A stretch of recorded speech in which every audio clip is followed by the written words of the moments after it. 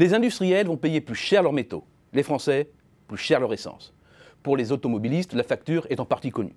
Plus 7,6 centimes de taxes par litre de diesel en 2018, plus 3,9 pour l'essence.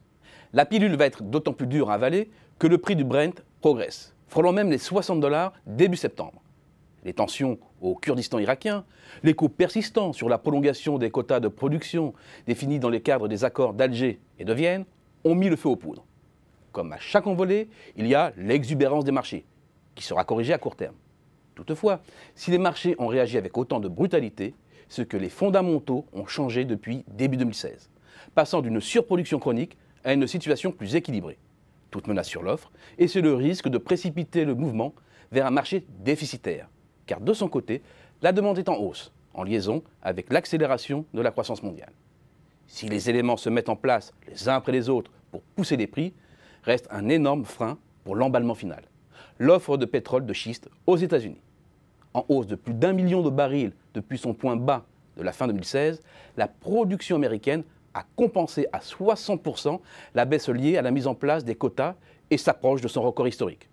De plus, si le scénario d'un prolongement de l'accord de l'OPEP au-delà du 31 mars 2018 est possible, rien ne dit que les membres du cartel s'entendront pour une réduction plus importante des quotas de production.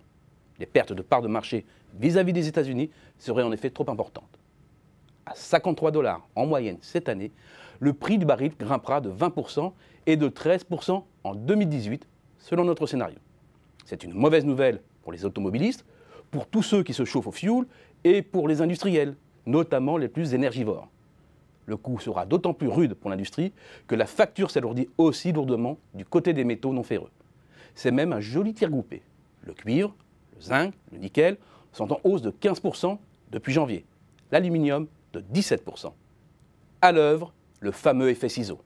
La chute des cours, si elle est assez intense et longue, entraîne à la fois la fermeture d'unités de production ou de mines et gèle tout projet d'investissement. L'offre présente et à venir s'atrophie. Cela a été le cas pour le zinc avec la fermeture de mines en Australie, en Chine, en Inde et au Pérou. Mais aussi pour le nickel, avec en sus des politiques environnementales plus restrictives aux Philippines. Ou encore l'aluminium et l'acier avec le recul de la production chinoise. Bilan, au moment où la demande reprend de la vigueur, les capacités de production ne sont plus suffisantes et les cours s'envolent.